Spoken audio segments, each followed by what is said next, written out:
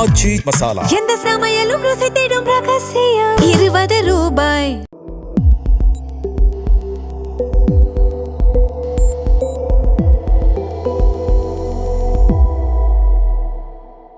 Sir வணக்கம். வணக்கம் கேபர்.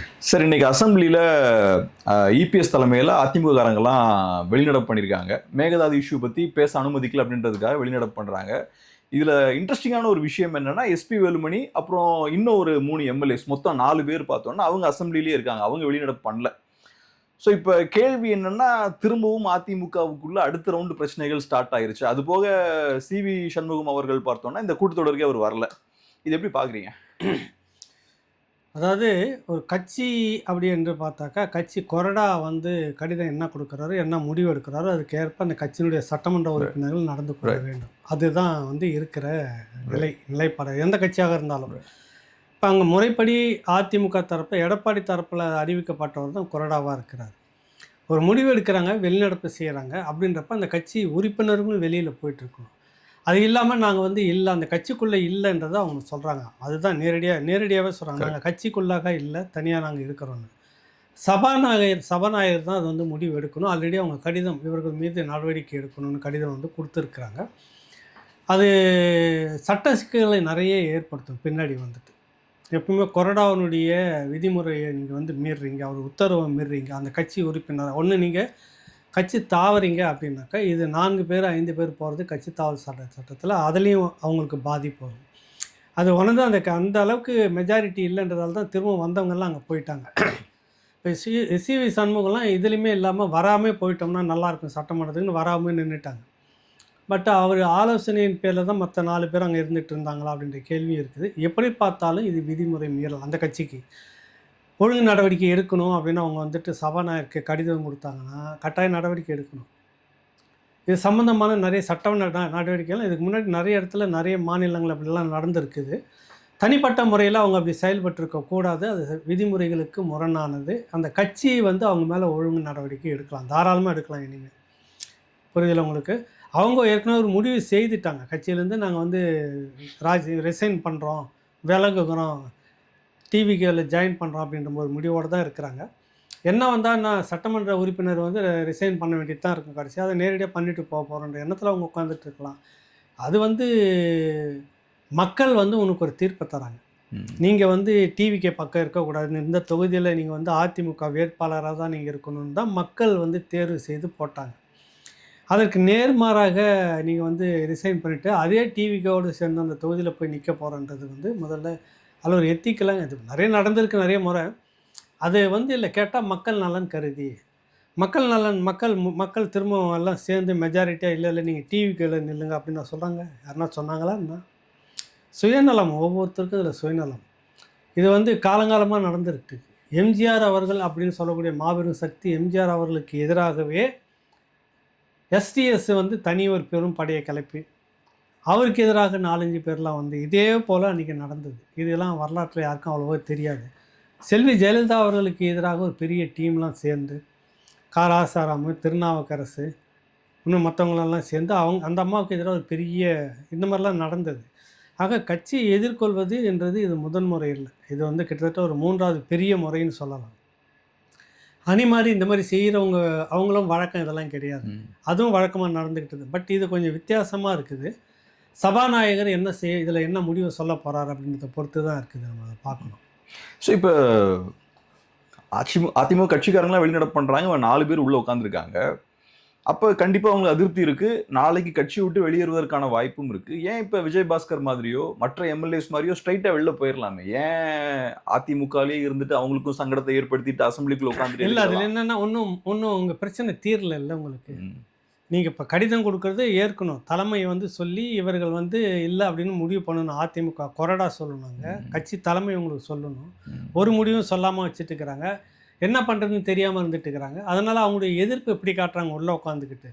நீங்கள் அப்படியும் பார்க்கலாம்ல. அதான் அந்த அதிமுகவுக்கு எங்கள் எதிர்ப்பை நாங்கள் இப்படி தான் காட்டுவோம், நாங்கள் இப்படி தான் இருப்போம் அப்படின்னு சொல்கிறது கூட இருக்கலாம். இது எல்லாமே ஒட்டுமொத்தமாக விதிமுறை மீறல் அப்படின்றது தான். நடவடிக்கை எடுக்க தான் தாராளமாக நடவடிக்கை எடுக்கலாம். கொறடா கடிதம் கொடுத்தாருன்னா நடவடிக்கை எடுத்தாகணும் சபாநாயகர். அதெல்லாம் இப்படி நடக்குமா அப்படின்லாம் தெரியல. சில விஷயங்கள் பார்க்கும்போது இப்போ இருக்கக்கூடிய சபாநாயகர் பிரபாகரன் அவர்கள் வந்துட்டு கொஞ்சம் நீக்கி கூட வந்துட்டு ஒரு இந்து அறநிலைத்துறை விவாதம் வந்துட்டு இருந்தது. துறை அமைச்சர் வந்து ஒரு விளக்கம் கொடுத்துட்டாரு. சேகர் பாபு அதுக்கான பதிலை சொல்கிறாரு. அதுக்கு திரும்ப ஒரு பதிலை சொல்கிறாங்க. திரும்ப வந்து இவங்க பேசுறதுக்கு எதிர்க்கட்சி தரப்பில் பேசலாம் அப்படின்னு சொல்லும்போது இவர்களே பேசி கொண்டு இருக்கும்போது ஆளுங்கட்சியை பார்த்து சொல்கிறாங்க, உங்களுக்கு நீங்கள் பேசிட்டீங்க, விளக்கம் கொடுத்துட்டீங்க, எதிர்க்கட்சி பேசி முடிக்கிற வரைக்கும் நீங்கள் பேசக்கூடாது, இதை நான் அனுமதிக்க மாட்டேன்றார். நகர்த்துறாரு, நடுநிலையோடு தான் நகர்த்துறாரு அப்படின்னு நம்ம வந்து எடுத்துக்கலாம். அதே நடுநிலை இந்த விடயத்துலையும் இருக்குதா அப்படின்னு நம்ம பார்க்கணும். போக போக தான் அது நாளைக்கு தான் சொல்ல முடியும் பதில். இன்றைக்கி நம்ம பேச முடியாது இல்லை, அது அங்கே தானே அவங்க தானே முடிவு எடுக்கணும். ஆனால் அது எப்போ ஒரு முடிவுக்கு வரும்னு பார்க்குறீங்க சார்? ஏன்னா ஏற்கனவே 6 தொகுதியில் பை எலெக்ஷன் நடக்க போகுது. இப்போ ஒரு 4 பேர் பார்த்தோன்னா அசம்பிளிலேயே உட்காந்துருக்காங்க, இன்னொருத்தர் வரவே இல்லை, எண்ணிக்கை ஏறிக்கிட்டே போகுது. ஏறும். அதாவது பொதுவாகவே இது வந்து இதுக்கு முந்தின காலகட்டத்தில் நிறைய நடந்திருக்கு. இந்த மாதிரி ரிசைன் பண்ணிட்டு உடனே அந்த கட்சி சார்பாக எது மெஜாரிட்டியாக அந்த நேரத்தில் இருக்குதோ அதை வச்சுட்டு போயிடலாம் அப்படின்னு போயிருக்காங்க. அப்படி போய் தோற்றவங்களும் இருக்கிறாங்க. இப்போ நீங்கள் டிவிகேவில் போய் இணைஞ்சிட்டா உடனே நம்ம ஜெயிச்சிட முடியும்னு நீங்கள் நினைக்கிறீங்க. ஆனால் இந்த அதிகமாக நீங்கள் சொல்கிற மாதிரி 6 எப்படி பார்த்தாலும் 12 வந்துடுது கணக்கு. வரப்போகிறது 12 வருது. இப்போ முஸ்லீம் லீக்கும் கிட்டத்தட்ட அந்த மனநிலையில் இருக்கிறதா சொல்ல வராங்க. அவங்களும் ரிசைன் பண்ணாங்க. 2 உதயசூரியன் சின்னம், கரெக்ட், தமிழ் மன்சாரி, இன்னொருத்தர் 2 பேரும் இருக்கிறாங்க. வந்துடும் 12 கணக்கு வந்துடுது. இந்த 12 நீங்கள் ரிசைன் பண்ணிவிட்டு நாளைக்கு நிற்கிறீங்க தேர்தலில். நிற்கும்போது இந்த 12 பேரும் வெற்றி பெறுவீர்களா அப்படின்ட்டு கேள்விக்குறியாக இருக்குது. இதில் எத்தனை பேர் வெற்றி பெற்று வருவாங்க, எத்தனை பேர் வரமாட்டாங்க. இப்போ திரும்ப அவங்களுக்கே தான் அந்த வாய்ப்புன்றப்ப ஏற்கனவே அவங்க போட்டிட்டு தோத்தாரில் அந்த வேட்பாளர். அப்போ அவர் கதி அந்த கட்சி டிவிகேக்குள்ளாக இது யாருமே அனசலை. நாங்கள் இதை பற்றி பேசியிருக்கிறோம் ராவணாவில். டிவிகேக்குள்ளார வந்தேரிகள் பிரச்சனைக்கு தெரியுங்களா உங்களுக்கு? டிவிகேக்குள்ளாக வந்தேரிகள் பிரச்சனை. இதை சொல்கிறதால ஒன்றும் தப்புலாம் இல்லை, இது தவறான வார்த்தையும் இல்லை. வந்தேரிகள் அந்த கட்சியில் பூர்வ குடிகள்னு இருக்கிறாங்க. காலங்காலமாக விஜய்க்காக நினைவு தெரிஞ்ச நாட்கள்லேருந்து அந்த கட்சியினுடைய ரசிகனாக, அந்த கட்சியினுடைய மன்ற தலைவராக காலங்காலமாக இருந்துட்டு அப்படி படிப்படியாக வந்து புஷியானந்தன் அதில் ஒரு நீண்ட காலமாக அவரும் நிறைய எல்லாத்தையும் விட்டுட்டு இந்த மன்றத்தோடு இணைஞ்சு எல்லாத்தையும் செய்து எல்லாத்தையும் சமாளித்து அப்படி வந்த ஒரு செட்டு ஒன்று இருக்குது. திடீரென்று ஒரு கட்சியிலேருந்து ரிசைன் பண்ணிட்டு போனவர் அங்கே, திடீர்னு ஒரு கட்சியிலேருந்துட்டு இன்னொரு கட்சிக்கு மாதிரி அங்கேருந்து திரும்ப வந்து டிவிக்கு போனது, திடீர்னு வந்துட்டு ரிசைன் பண்ணிட்டு வந்தது, அதிகாரியை ரிசைன் பண்ணிட்டு வந்தவர், இப்படின்னு வந்து வந்தேரி என்ன அங்கே. நான் சொல்லலை இதெல்லாம், அந்த கட்சிகளுக்குள்ளாக இப்போ பேச்சுவார்த்தை ஓடிட்டுருக்குது. 10 டிவிகேனுடைய சட்டமன்ற உறுப்பினர்கள் ஒன்றாக சேர்ந்து குரல் எழுப்பினதாக சமீபத்தில் செய்தி நீங்கள் பார்த்துருப்பீங்க. வருவர்களுக்கெல்லாம் பதவி கொடுத்துட்டா என் கட்சியில் இருக்கிறவனுக்கு என்ன ஆகுது? கட்சியில் இப்போ நான் சட்டமன்ற உறுப்பினராக இருக்கிறேன், எனக்கு அந்த மாவட்ட பொறுப்பை எனக்கு கொடுக்கணும் மாவட்ட செயலாளர். இப்போ துரைமுருகன் எடுத்துன்னா அவர் தான் மாவட்ட செயலாளர், அவர் தான் மந்திரியும் கூட, கரெக்டுங்களா? கண்ட்ரோல் பண்ண முடியும், கட்சியை வளர்க்க முடியும். நீ என்ன இங்கே வந்து எம்எல்ஏ வச்சுட்டுக்கிற, கட்சி நிர்வாகம் தான் எனக்கு முக்கியம்னா கட்சியில் வளர்ந்தவன் நான். கட்சியில் கட்சி மூலமாக தான் எனக்கு, கட்சி தான் எனக்கு எல்லாமும், விஜய் தான் எனக்கு எல்லாமும். எனக்கு மாவட்ட நிர்வாகம் இல்லாமல் யாரோ ஒருத்தருக்கு வரவங்களுக்கு போட்டுன்னுக்கிறேன், நான் அவங்களுக்கு கீழே கை கட்டி வேலை செய்யணும்.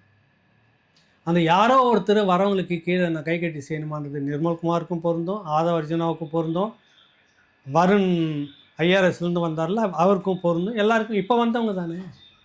இப்போ இதுக்கு முன்னாடி சுமந்துட்டு இருந்த நாங்கள் எங்கே இருக்கிறோம், அவங்க எங்கே இருக்காங்கன்ற அந்த வித்தியாசம் வருது இல்லை சார்? ஆனால் இப்போ திமுகவை பொறுத்தளவில் இப்போ விஜயபாஸ்கர் அவர்களாக இருக்கட்டும், எஸ்பி வேலுமணி அவர்களாக இருக்கட்டும், KN நேரு அவர்களாக இருக்கட்டும், அவங்களுக்குன்னு ஒரு வெயிட்டேஜ் இருக்குது. அந்த கட்சியை தாண்டி அவங்களுக்குன்னு ஒரு செல்வாக்கு இருக்குது. ஆனால் தாவேக்கால விஜய் அவர்கள் யாரை கை காட்டினாலும் ஜெயிக்கலாம் அப்படின்ற ஒரு சூழல் தான் இருக்குது. அந்த வேட்பாளர்களுக்கு, அங்கே லோக்கல் இருக்க தலைவர்களுக்கு பெரிய வெயிட்டேஜே இல்லை. ஸோ அப்படி இருக்கும்போது அந்த பழைய ரசிகர்கள்லாம் கோவப்பட்டு என்ன நடக்க போகுது? அப்படி இல்லை. அவங்க வந்து நீங்கள் ஒரு பக்கத்தை பார்த்து திடீர்னு வேட்பாளராக வந்து சேர்ந்தாங்களா ஒரு அமைச்சர் கீர்த்தனான்னு நினைக்கிறவங்க, அவங்க வந்து சுயேட்சையாக வேட்பாளர் தான் பண்ணவங்க, ஞாபகம் இருக்குங்களா உங்களுக்கு? தெரியல, எனக்கு தெரியல. அவங்க உடனே டிவிகே சார்பாக உள்ளே கொண்டு வந்து இப்போ மந்திரியுமா ஆயிட்டாங்க. ஆனால் அந்த கட்சியில் விஜய் ரசிகராக மாவட்ட அளவில் இது வரைக்கும் அனுபவிச்சுட்டு இருந்தால, கஷ்ட நஷ்டத்தை அனுபவிச்சுட்டு இருந்தால, அவனுக்கு ஒரு முகம் இருக்குதுல்ல, விஜய் தான் அது. பட் எங்களுக்கு முக்கியத்துவம் கொடுக்காம நீங்கள் எல்லாருக்கும் முக்கியத்துவம் கொடுக்குறீங்களேன்ற பிரச்சனை அங்கேயும் இருக்குது, வந்தேரிகள் பிரச்சனை. இப்போ அதையும் சமாளிக்கணும் நீங்கள். அதனால தான் இப்போ புதுசாக வந்து 1 வருஷம் வரைக்கும் கட்சியில் என்ன யாருக்கும் உடனே பதவியெல்லாம் இல்லைன்ற மாதிரி ஒரு முடிவு இப்போ சொல்லியிருக்கிறாங்க. இது வந்து இப்போ தெரியாது உங்களுக்கு, நீங்கள் உள்ளாட்சி தேர்தல் அறிவிக்கும் போது தெரியும். எல்லாத்துக்கும் நீங்கள் விஜய் முகத்தை காட்டிட்டு போகிறத விட உள்ளாட்சி தேர்தல்ன்றதில் என் தெருவில், என் ஏரியாவில், என் வார்டில் ஏகலைவன் நாங்கள் என்ன பண்ணியிருக்கோன்னு பார்த்து தான் எனக்கு போடுவான ஒழிய கட்சி அந்த இடத்துல பார்த்து போட மாட்டேன். நான் எப்படி அங்கே நடந்துக்கிட்டேன், நான் என்ன அவங்களுக்கு சர்வீஸ் பண்ணியிருக்கிறேன், அதை வச்சு தான் எனக்கு போடுவாங்க. கட்சியில் தான் எத்தனையோ பேர் நல்ல சர்வீஸ் பண்ணவங்க, சுயேட்சையாக வந்தவங்களாம் எக்கச்சக்கமாக இருக்காங்க. உள்ளாட்சி தேர்தலில் இது டிவிக்கு ஒரு பெரிய சிக்கலை ஏற்படுத்தும். அப்போ இங்கே என்ன நடக்குதுன்னா, வந்தேரிகள் அப்படின்னு வந்து உட்காந்துக்கிட்டு, நான் கட்சிக்கு புதுசாக வந்தேரிகளை பற்றி சொல்கிறேன், நீங்கள் வேறு என்ன நினச்சிக்காதீங்க. நான் கட்சிக்குள்ளாக வந்த வந்தேரிகள் வந்து உட்காந்துன்னு கொடுக்குற லிஸ்ட் அவுட்டு தான் எல்லாம் நடக்குதுன்னா, அப்போ நாங்கள் எதுக்குன்றது புஷி ஆனந்த் மூலமாக நெருக்கிக்கிட்டு இருக்கிறாங்க. ஏன்னா இவங்களுக்கு எல்லாருக்குமே கேப்டன் வந்து புஷி ஆனந்த் தான், அவருக்கு மேலே விஜய் தான். இப்போ இந்த ஒரு சிக்கலும் இருக்குது. அதனால் இது வந்து நீங்கள் கேட்ட அந்த கேள்விக்கு இப்போல்லாம் வந்து பார்த்தீங்கன்னா, சிக்கல்னு பார்த்தீங்கன்னா எல்லா இடத்துலையுமே இருக்குது. அதிமுகவில் மட்டும் இல்லை, டிவிக்குள்ளாரையும் சிக்கல் இருக்குது. உள்ளாட்சி தேர்தலுக்கு முன்பாக நீங்கள் இதெல்லாம் சரி கட்டணும். அப்போ தான் இந்த கட்சி இன்னும் அடுத்த கட்டத்துக்கு போக முடியும். விஜய் சொன்னால் அவர் வந்து வெற்றி பெற்று வராது. அதனால் ரிசைன் பண்ண அந்த 12 பேருக்கும் திரும்ப சீட்டு கிடச்சிரும். நேற்று இந்த மனுஷன் அந்த கட்சியை எதிர்த்து வேலை செஞ்சுட்டு நமக்கு ஓட்டு போட்டு இன்றைக்கி அந்த கட்சி சார்பாக வந்து நிற்கிறாருன்னு ஒரு பாமரன் நினைப்பாங்கல்ல, அந்த கட்சியிலேயே வேலை செஞ்சு ஏற்று தோற்று போனவர் இருப்பார்ல, அதிமுகவை ஏற்று தோற்று போன வேட்பாளர், அவங்க மனநிலை என்ன ஆகும் நீங்களே சொல்லுங்கள். கேவரியல் நீங்கள் ஒரு தொகுதியில் நிற்கிறீங்க, வந்தவாசியிலே நிற்கிறீங்க, உங்களை ஜெயிச்சுட்டு அதிமுக வந்துடுச்சு, குறைஞ்ச வித்தியாசம், அதிகமெல்லாம் இல்லை, ஒரு 1000 முன்ன தான் வித்தியாசம். அந்த வருத்தம் உங்களுக்கு இருக்குமா இல்லையா? மீண்டும் கேப்ரியலை அந்த தொகுதியில் நிற்க வச்சு சட்டமன்றத்துக்கு கொண்டு போகிறது தான் விஜய்க்கு அழகா? ஓடி வந்த ஏகலைவனுக்கு வந்து அந்த இடத்த கொடுத்துட்டு நான் அந்த இடத்துல தொகுதியை வச்சு பார்க்குறது அழகா? எது ரெண்டில் எது அழகுன்னு ஒன்று, கட்சிக்கு அழகுன்னு ஒன்று இருக்குல்ல. அரசியல்ன்றது வேறு, கட்சிக்கு அழகு, கட்சிக்கு ஒரு நேர்மை, கட்சிக்கு ஒரு அறம்னு இருக்குதுல்ல. இது நீ எதை பார்க்க போகிறீங்கன்ற கேள்வி இருக்குதுல்ல. அதனால் 12 அப்படின்றது கிட்டத்தட்ட என்னுடைய கணிப்பு. நீங்கள் சொல்கிறது வந்து இப்போ ஏற்கனவே ஒரு 4 இதெல்லாம் சேர்ந்து எல்லாம் 9 கிட்ட வரும், 12 தாண்டும் அப்படின்ற மாதிரி சொல்ல வராங்க. இது 12லையும் இவர்கள் தான் வருவார்கள் அப்படின்னு ஊர்ஜிதமாக சொல்ல முடியும். எனக்கு தெரிஞ்சு பாதி வரலாம், பாதி வராமல் போகலாம். திரும்ப ஒரு தொங்கு சட்டமன்றம் தான், இந்த மாதிரி நிலம வந்தாலும் வரலாம். ஏன்னா நீங்கள் வந்துக்கிட்டு இது வரைக்கும் பார்த்தீங்கன்னாக்கா இந்த 2 மாதம் கேப் வந்துடுச்சு. இந்த 2 மாதத்தில் வந்து பார்த்தீங்கன்னாக்கா அதே பழைய குருடி கதவை திரடின்றது தான். கல் மட்டும்தான், அதே போதை, அதே மயக்கம், அதே புளிச்ச இது, அதே கல் தான். மந்தையை மட்டும் மாற்றிருக்கீங்க அப்படின்னு கிட்டத்தட்ட எல்லா பேப்பரும் இன்றைக்கி அதை பற்றி நாளேடுகளும் அதை தான் சொல்லுது. இந்த மந்தையை மாற்றிக்கிறது பழமொழிக்கு சொல்லுவாங்க, பழைய கல் புதிய மந்தன்னு. இது அப்படியே இருக்குது. இவர் ஏஞ்சிச்சா அவங்க என்னன்றாங்க, எங்களுடைய ஆட்சியை தான் நீங்கள் தொடர்கிறீர்கள் அப்படின்னு சொல்லிட்டு இங்கே சொல்கிறாங்க. இவங்களை கேட்டால் நாங்கள் பெரியாரை வச்சுக்கிட்டு தான் ஆட்சியை செய்யணும்னு சொல்ல வராங்க. நீங்கள் யாரையாவது வச்சுக்கிட்டு ஆட்சியை பண்ணுங்கள், ஆனால் மக்களுக்கு இந்த பெண்களுக்கு நடக்கிற இவ்வளோ விஷயம் தொடர்ச்சியாக நடந்துக்கிட்டே இருக்குது. எப்படி அடிப்படை அதுக்கு 99% காரணம் போதை பொருள். அந்த போதை நடமாட்டத்தை நீங்கள் தடுக்கிறதா சொல்லி தேர்தல் வாக்குறுதி வந்த உடனே அதுக்குன்னு ஒரு பெரிய டீம் எங்கள் இதுலேருந்தே நிறைய ஸ்பையெல்லாம் உருவாக்கும். நீங்கள் அது ஆக்சுவலாக நாம் தமிழர் கட்சியில் போட்டிருக்கிற வரைவு, அடிப்படை கொள்கை வரைவில் போதை தடுப்புன்றதுக்காக ஒரு பெரிய ஸ்பை ஒரு டீம், அந்த தெருவுலேருந்து தகவல் யார் என்னன்றது மறைமுகமாக வரும், உடனடியாக முன்கூட்டியே தடுப்போம் அப்படின்ற திட்டம் அது. நீங்கள் சொன்னீங்க, ஒன்றுமே காணுமே. காவல்துறை இன்னுமா 2 மாதமாக உங்கள் பேச்சு கேட்காம இருக்காங்க காவல்துறை. சரி வேணாம், கட்சி நிர்வாகி இந்த என்னுடைய தலைவர் விஜய் வந்துட்டார், என்னுடைய தலைமை எங்கள் ஆட்சி நல்ல ஆட்சி வரணும் நான் நினைப்பேனா இல்லையா? இந்த இடத்துல இப்படி தப்பு நடக்குது, இந்த இடத்துல போதைப்பொருள் விற்றுங்கிறான், நான் எல்லாம் உடனடியாக எதிர்ப்பு தெரிவித்து நேராக காவல்துறையை பிடிச்சி இறுக்கி இருக்கணும். இன்னும் நடமாட்டம் இருந்துக்கிட்டே இருக்குது, இன்னும் பிடிச்சிக்கிட்டே இருக்கிறாங்களே.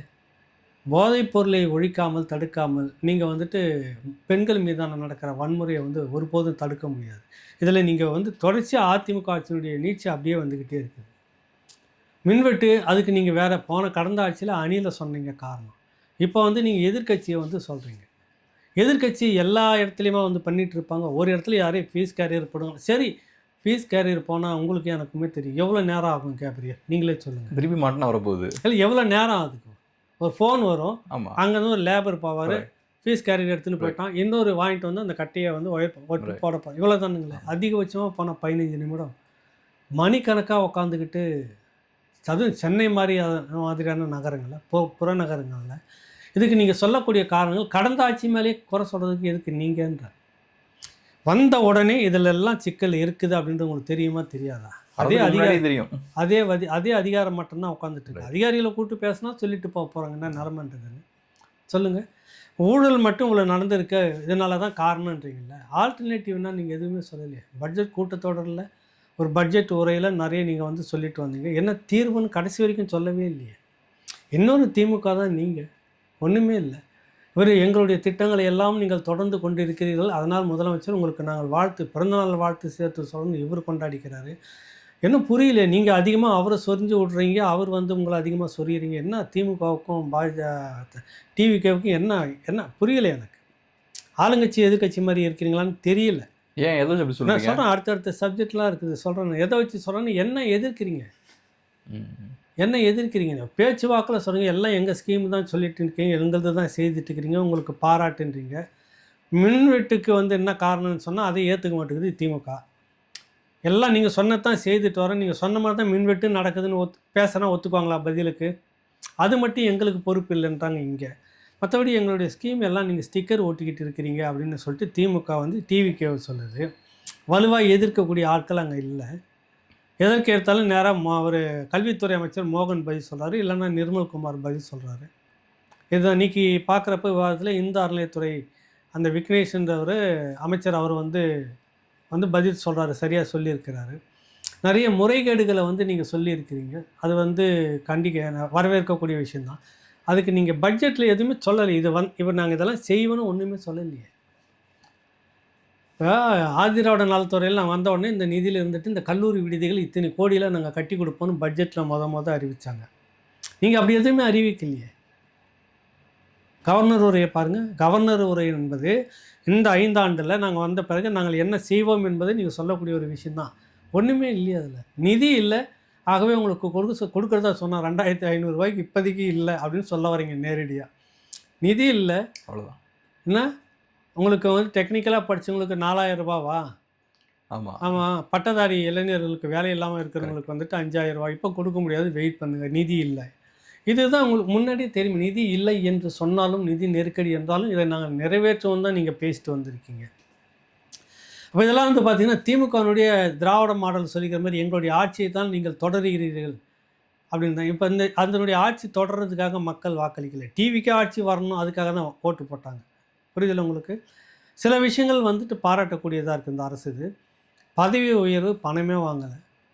கல்லூரிகள் வந்து இந்த கல்வியாண்டில் வந்து ரினியூவல் பண்ணுறதுக்கு குறைந்தது ஒரு 100லேருந்து 129 கோடி இந்த ஒரு 10 நாளில் வசூலாகியிருக்கும். இது எங்கெங்கெல்லாம் வசூலாச்சுன்றதையும் சொல்கிறாங்க. ஒரு அமைச்சருக்கு மேலே இருக்காருக்கு கீழே அலுவலகம் தலைமைச் செயலகத்தில் அங்கே வந்து வசூல் நடந்தது. தனியார் பள்ளிகளுடைய கூட்டமைப்பின் ஒரு பொறுப்பாளர் வந்து சொல்கிறார், கடந்த காலங்களில் 5 லட்சம் ரூபாய்ந்து 30 லட்சம் ரூபாய் வரைக்கும் ரெனியூவலுக்கு வாங்கியிருக்காங்க. பள்ளி திறக்கும்போது காசு கட்டணும் அப்படின்னு. அப்புறம் மாநாட்டுக்கு வந்து பள்ளி மாணவர் பேருந்துகளை பயன்படுத்தினாங்க. இதெல்லாம் வெளிப்படையாக பேட்டி கொடுத்துருக்குறாங்க. ஆனால் இந்த முறை கல்வித்துறை அமைச்சர் ராஜ்மோகன் வந்துட்டு ஒத்த பைசாவில் எல்லாருக்குமே ஒரே ஒப்புதல், எல்லாருக்குமே 5 பைசா இல்லைன்றாங்க. அவங்களே சொல்கிறாங்க. ஆச்சரியமாக இருக்குது. ஒரு 100-125 கோடி ஊழல் போச்சு. இப்போ அவங்களுக்கு இல்லை. திமுக வந்தால் அல்வா மாதிரி அள்ளியிருப்பாங்க. இந்த விஷயத்தில் பாராட்டலாம் டிவிகேவை. அது ஒரு மாற்று தானே சார்? மாற்றம் இந்த ஒரு விடயத்தில். ஆனால் நீங்கள் ஆல்டர்னேட்டிவ் நீங்கள் திட்டத்தில் வந்து எதுவும் கொண்டுட்டு வரலையா? ஊழல் வந்து இருக்கக்கூடாதுன்றதுக்கு ஒரு காரணம் வெளியில் பேசு பொருளாக இருக்கணுன்றதுக்கு இது நீங்கள் செய்ய வரீங்கன்னா, இன்னொரு துறையில் வந்து பார்த்தீங்கன்னா உங்களுக்கு பதவி உயர்வு காசே வாங்காமல் சபாநாயகர் முன்னாள் சபாநாயகர் தலைவர் இருந்தாலும் அவங்களுடைய சன் இருக்கக்கூடிய டிபார்ட்மெண்ட்டுன்னு நினைக்கிறேன். டேக்ஸு, வருவாய், வணிக வரித்துறையெல்லாம் உங்களுக்கு ஒரு போஸ்டிங்க்கு வந்து எத்தனை லட்சம் கோடியில் கூட சிலதெல்லாம் போகும். அதிகமான பிஸ்னஸ் ஏரியா இருக்கிற இடத்துல நீங்கள் அதிக பணத்தை லஞ்சம் கொடுக்கணும். 2000 திறந்து வச்சுட்டு நீங்கள் இப்படி கண்ணை மட்டும் காமிச்சிட்டு போனால் போட்டுட்டு ட்ரான்ஸ்ஃபர் ஆர்டர் வாங்கிட்டு போனாவே கிட்டத்தட்ட அது 150 கோடி வசூல் வந்திருக்கும். ஒருத்தர் கூட காசில் பதவி உயர்வு எல்லாமே கொடுத்து முடிச்சாச்சு, நடந்திருக்குது. பாராட்டக்கூடிய விஷயம் நான் சொல்லுவார். ஆனால் இந்த பெண்கள் மீதான நடக்கூடிய தொடர்ந்து இந்த விடயங்களுக்கான நீங்கள் மாற்று சொல்லவே இல்லை. போதைப் பொருள் தடுப்பு அதுதான் முதல் எல்லா தீங்குக்குமான இது. அதுக்கு நீங்கள் ஒன்றும் தொடங்கலை, எந்த ஸ்கீமும் தொடங்கலை. சிங்கப்பெண் திட்டம் திணறுது. இப்படி பல சிக்கல்கள் இருக்குது. கரப்ஷன் கம்மியாக இருக்குதுன்றது சொல்ல வரல. இதையே மீறி 5000 கோடி கிட்ட வசூலாக இருக்குது அப்படின்னு ஒருத்தர் வீடியோ போட்டு கைது நடந்திருக்குது. அது சில துறைகளில் நடந்துக்கிட்டு இருக்குதுன்றாங்க. புரியுதில்ல? இப்போ நீங்கள் முதலமைச்சர் டெல்லிக்கு போகிறாரு, யார் போகணும் கூட? சொல்லுங்கள், நீங்கள் சொல்லுங்கள். நீங்களும் ஜேர்னலிஸ்ட்லேருந்து தான் வந்திருக்கீங்க, கரெக்டுங்களா? யார் போவாங்க கூட பொதுவாக? அதிகாரிகள் போகணும். சீஃப் செக்ரட்டரி போவாங்க, துறை அதிகாரிகள், குறிப்பாக ஃபைனான்ஸ் சம்மந்தப்பட்ட மந்திரி கூட இருப்பார், அதிகாரிகள் கூட இருப்பாங்க, தலைமைச் செயலர், இப்படி தான் இருப்பாங்க. பாதுகாப்புக்கான டீம், போலீஸ் டீம் இருக்கும். போனது எதுவுமே இந்த அரசுக்கு சம்மந்தம் இல்லாத தொழிலதிபர்கள் எல்லாம் ஆந்திரா தொழிலதிபர் பட்டியல் தான் மேலே போயிருக்காங்க. இப்போ இதுலேருந்து உங்களை நான் எப்படி புரிஞ்சுக்கிறது? எந்த கட்சியில் ஊழல்னு சொல்லிட்டு முத்திரை குத்தப்பட்டு எந்த கட்சி வேணான்னு சொல்லிட்டு ஒதுக்குறாங்களோ அந்த கட்சியிலேருந்து வர ஆட்களை நீங்கள் கூட வச்சுக்கிட்டு நான் நேர்மையான ஆட்சி தருவேன்னு சொல்கிறதில்ல சிக்கல் இருக்குதா இல்லையா மக்களுக்கு? இன்னொரு ஆங்கிள்லேருந்து நான் வரேன் சார். இப்போ தமிழ்நாடு நலன்களை பாதுகாப்பதில் ஓரளவுக்கு நல்ல நடவடிக்கைகள் எடுத்திருக்காங்கன்னு பாருங்கள். இப்போ குறிப்பாக மேகதாது அணை கட்டுவதற்கு எதிராக தீர்மானம் நிறைவேற்றியிருக்காங்க. தமிழ்நாட்டில் கூடிய பெரும்பான்மையான கட்சிகள் அதை ஏற்றுக்கிறாங்க.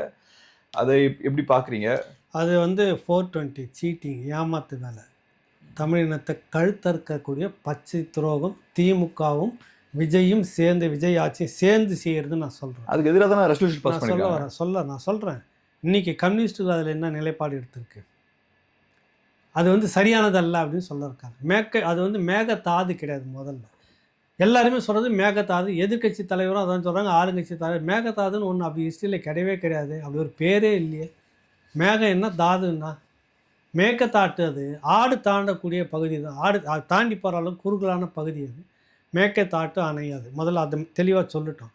அதில் பிரச்சனை என்னென்னா 2 பிரச்சனை. காவிரி நதிநீர் பங்கீடு ஏற்கனவே தீர்ப்பு வந்துடுச்சு, அதன்படி நமக்கு தண்ணி தரணும், அந்த தண்ணியே தரமட்டிருக்கிறாங்கன்னு பஞ்சாயத்து ஓடிட்டுருக்கு, அவ்வளோதான். அது கரெக்டாக இல்லை. புதியதாக வந்திருக்குது என்னென்னா, என் மாநிலத்தில் என் எல்லைக்குள்ளாக நான் மேக்கத்தாட்டு அணையில் குறுக்க அணை கட்டுவோன்னு சொல்கிறேன். 67 டிஎம்சி தண்ணி கொள்ளளவுன்றோம். இப்போ சராசரியாக காவிரியிலேருந்து மிகுதியாக கடலுக்குள்ளே போகிறது ஒரு 50-55 டிஎம்சி தான் போய் சேருது, அவ்வளோதான். 67 தடுத்திங்கன்னா தண்ணி எப்படி வரும் உங்களுக்கு? கடலுக்கு தண்ணி எப்படி போகும்? இந்த விவசாய டெல்டா பகுதியுடைய நிலைமை என்ன ஆகுது?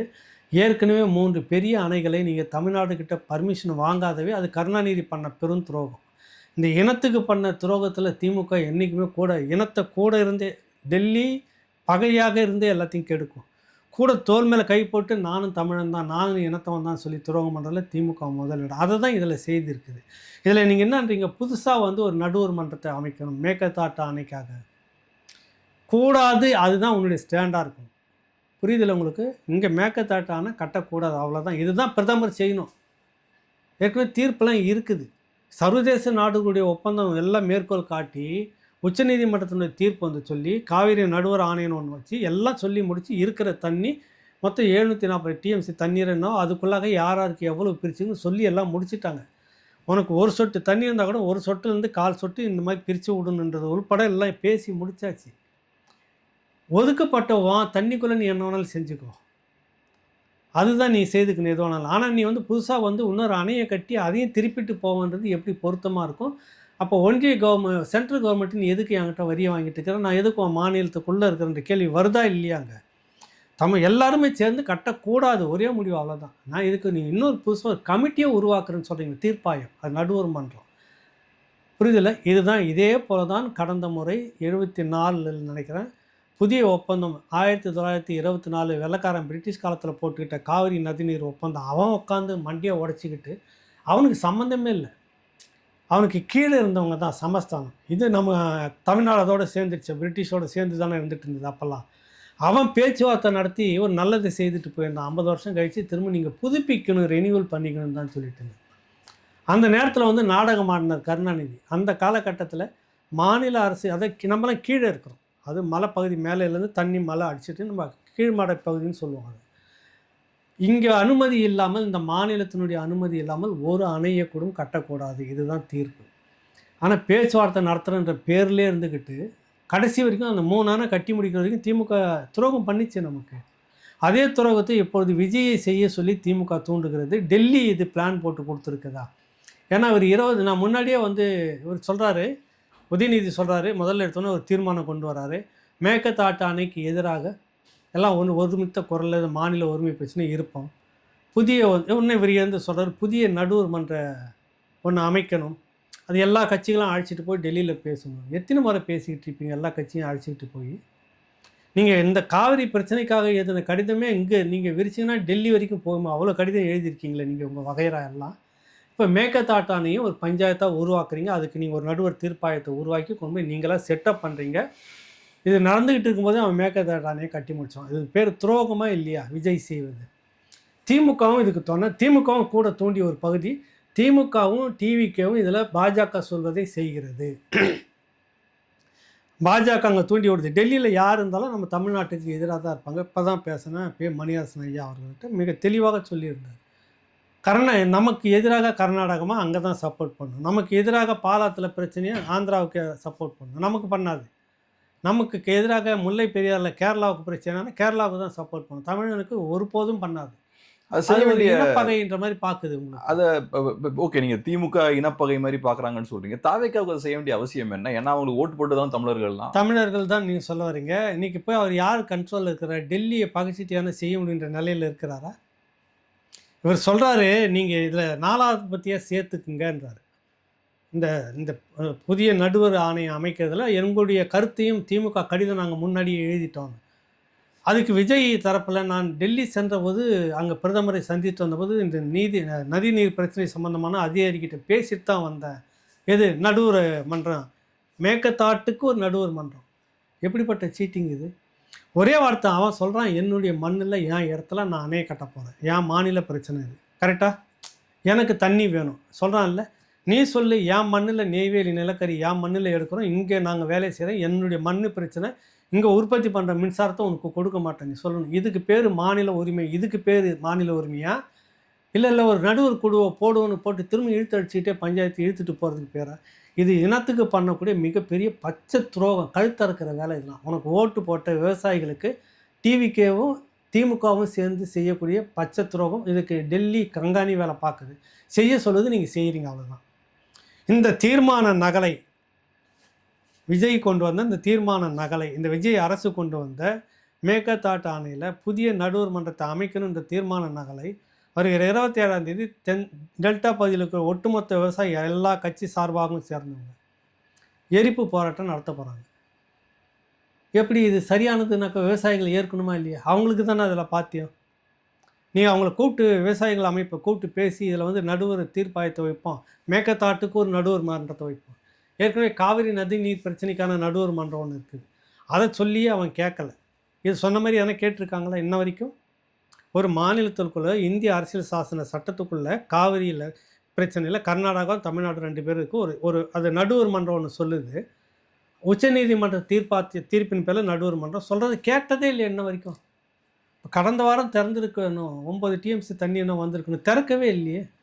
கேட்டால் எனக்கு குடித்தண்ணீர் பிரச்சனை இருக்குது, நான் எப்படி திறந்து விட்றது அப்படின்றாங்கல்ல. அப்போ நீ இந்த உத்தரவு மதிக்க தவறுகிற கர்நாடக அரசை ஒன்றிய அரசு, அது காங்கிரஸாக இருந்தாலும் பாஜக இருந்தாலும் கேட்கணுமா இல்லையா? நீங்கள் சொல்லுங்கள், உத்தரவு நீ கட்டுப்படுறதா இல்லையான்னு. இல்லைன்னா முடிச்சுக்கோ, பெங்களூருக்கும் தமிழ்நாட்டுக்குமான ஏற்றுமதி இறக்குமதி நிறுத்துவோம் சொல்லு. இதில் காங்கிரஸ் என்ன பண்ணலாம்னு நினைக்கிறீங்க? தாவேக்காவோடையும் இருக்காங்க, கர்நாடகாலையும் அவங்க தான் இருக்காங்க. இல்லை, அது இங்கே இருக்கிற காங்கிரஸை தான் நீங்கள் நொந்துக்கணும். அவன் அந்த காங்கிரஸ் அவன் மண்ணுக்கு அவன் விசுவாசமா இருக்கிறான். இவங்கள தான் என்ன பண்ணலாம்? நீங்க என்ன பண்றீங்க? நீங்க கூட்டணி ஆட்சியில் இருந்துட்டு இருக்கிறீங்க. நீ மேகதாட்டு அணைக்கு ஒரு நடுவர் மன்றம் வைக்கிறதுன்றது நீ எப்படி கை தூக்க முடியும்? கட்டுவான்ற மாதிரி நான் கட்டக்கூடாதுன்னு நீ அதே நில்லு. நீ அது நான் நடுவர் மன்றம் ஒன்று திரும்பவும் 3வது ஒரு நடுவர் மன்றம், 2வது ஒரு நடுவர் மன்றம் எதுக்கு? அது புதிய நடுவர் மன்றம் மேகதாட்டு அணைக்குன்னு தனியாகும். இது காவிரி நடுவர் மன்றம் இழுத்துக்கிட்டு போவதில்லை, இன்ன வரைக்கும் சொல்கிறது எதையும் கேட்கறது இல்லை. இப்போ இந்த புதிய நடுவர் மன்றம் இன்னும் அணையை கட்டணுமா கட்டக்கூடாதா அப்படின்ற பஞ்சாயத்து பேசி அதெல்லாம் ஒரு தீர்ப்பு சொல்கிறப்ப அவங்க கேட்பாங்கன்னு நினைக்கிறீங்களா? நீங்கள் பலமுறை உச்சநீதிமன்றத்துடைய தீர்ப்பையே நிராகரித்து லெஃப்ட் ஹேண்டில் தூக்கி போட்டிருக்கு கர்நாடகா ஒரு மாநில அரசு. கேட்க துப்பு இல்லை டெல்லிக்கு. ஆனால் தமிழ்நாடு எதனா ஒன்று செய்துட்டா மட்டும் பறந்துக்கிட்டு கேள்வி கேட்குறீங்க. ரெண்டும் ஒரு இந்தியாவுக்குள்ளே தான் இருக்குது. ஏன் அந்த பார்ஷியாலிட்டி பார்க்குறீங்க இந்திய அரசுன்னு கேட்குறதுக்கு? இந்த அரசு இன்றைக்கி விஜய் அரசு என்ன செய்யணுமா சொல்லியிருக்கணும்? என் மாநிலத்தில் என் நிலக்கரி நாங்கள் எங்கள் இடத்துல வெட்டி எடுக்கிறோம், மின்சாரத்தை உற்பத்தி பண்ணுறோம், கர்நாடகாவுக்கு கிடையாது சொல்லு. எங்களுக்கு எங்கே தட்டுப்பாடு இருக்குது சொல்லணும். இல்லை சொல்லணுமா இல்லைங்களா? ஏன் சொல்லலை? முன்னாடி நடந்திருக்குதா இல்லையா? 91 இது ஒரு போராட்டம் நடந்திருக்கு நெய்வேலியில். பிறகு திரைப்படத்துறையில் 94 நினைக்கிறேன் ஒரு பாரதி ராஜா தலைமையில் திரைப்படத்துறையெல்லாம் நெய்வேலியில் போய் இந்த பிரச்சனைக்கு தானே, இதே தண்ணி பிரச்சனைக்காக தானே, எனக்கு நீ தண்ணி தரணும்னா உனக்கு மின்சாரம் தர மாட்டேன் பண்ணாங்களா இல்லையா? சட்டமன்றத்தில் கொண்டு வாத. ஒரு இந்தியாவுக்குள்ளே இருந்துக்கிட்டு ஒரு தீர்ப்பை ஏற்காமல் கர்நாடக அரசு தொடர்ந்து மறுத்து கொண்டு இருப்பதால் என் இடத்துல நான் மேகதாட்டு அணை கட்டுவோம் அப்படின்றது அவங்க உறுதியாக இருந்தாங்கன்னா என் இடத்துல நான் மின்சாரத்தை உற்பத்தி பண்ணுவோம் தரமாட்டேன். சொல்லு, முடிஞ்சதில்லை ஈஸியாக, ஏன் சொல்ல மாட்டிருக்கிற? அருமையான ஒரு பேட்டிக்கு ரொம்ப நன்றி சார். நன்றி, வணக்கம்.